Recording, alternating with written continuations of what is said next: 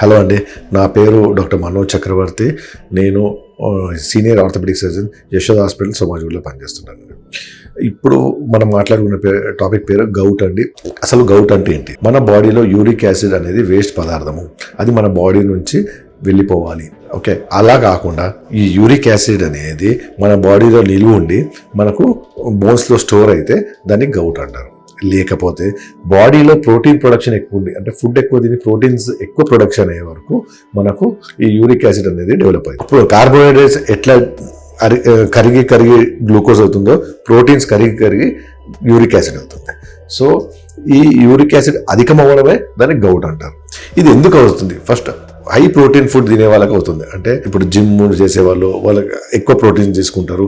లేకపోతే non veg, red meat ఎక్కువగా తీసుకునే వాళ్ళు, అంటే ఏ రకమైన నాన్ వెజ్ తీసుకున్నా కానీ ఎస్పెషల్లీ రెడ్ మీట్ ఎక్కువగా తీసుకుంటే కూడా రెడ్ మీట్లో ప్రోటీన్స్ ఎక్కువగా ఉంటాయి. ఆ ప్రోటీన్స్తోని మనకు ఈ యూరిక్ యాసిడ్ అనేది మన బోన్స్లో జమ అయిపోతుంటుంది. ఈ యూరిక్ యాసిడ్ అనేది జమ అయితే మనకు విపరీతమైన నొప్పులు ఉంటాయి. మెయిన్లీ ఇది ఎఫెక్ట్ చేసేది పాదము, యాంకిల్, నీ జాయింట్.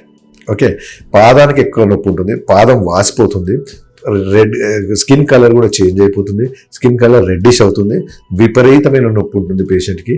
ప్లస్ ఇంకొకటి ఏంటంటే దాల్స్ లేకపోతే ప్రోటీన్స్ ఎక్కువగా తినే వాళ్ళు, ఎస్పెషల్లీ మన పప్పు పదార్థాలు ఎక్కువ తినే వాళ్ళకు కూడా ఇది ఎక్కువగా వస్తుంది. Non veg, alcohol and dal.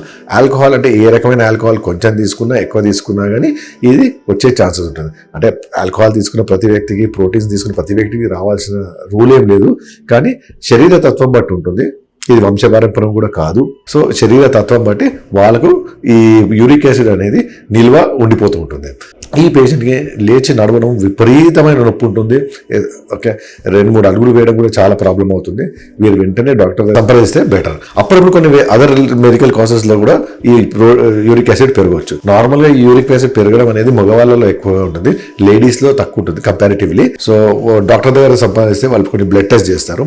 Blood test చేసి మీకు యూరిక్ యాసిడ్ ఎక్కువ ఉందా, తక్కువ ఉందా, లేకపోతే నార్మల్ రేంజ్ ఉందో తెలుస్తుంది. సో యూరిక్ యాసిడ్ కనుక ఎక్కువ ఉంటే అప్పుడు దానికి తగ్గట్టు మనం టాబ్లెట్స్ ఇస్తాము.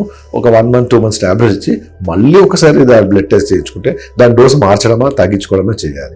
మనం ఎన్ని టాబ్లెట్లు వేసుకున్నా కానీ మన పద్ధతులు మార్చుకోవాలి. పద్ధతులు అంటే నాన్ వెజ్ తినకూడదు, అప్పుడప్పుడు తింటే తినవచ్చు కానీ అస్తమానం అనేది తినకూడదు. ఆల్కహాల్ టోటల్ దూరంగా ఉండాలి. ప్లస్ మూడవది ఏంటంటే పప్పు పదార్థాలు తక్కువ తీసుకోవాలి. వీటిని ప్రోటీన్ ఇంటేక్ తక్కువ ఉండేసరికి మీ కిడ్నీ మీద కూడా లోడ్ పడదు, యూరిక్ యాసిడ్ కూడా తగ్గిపోతుంది. సో కరెక్ట్గా టాబ్లెట్స్ తీసుకొని మన ఫుడ్ హ్యాబిట్స్ని చేంజ్ చేసుకుంటే ఈ యూరిక్ యాసిడ్తో ఉపశమనం పొందొచ్చు. Thank you.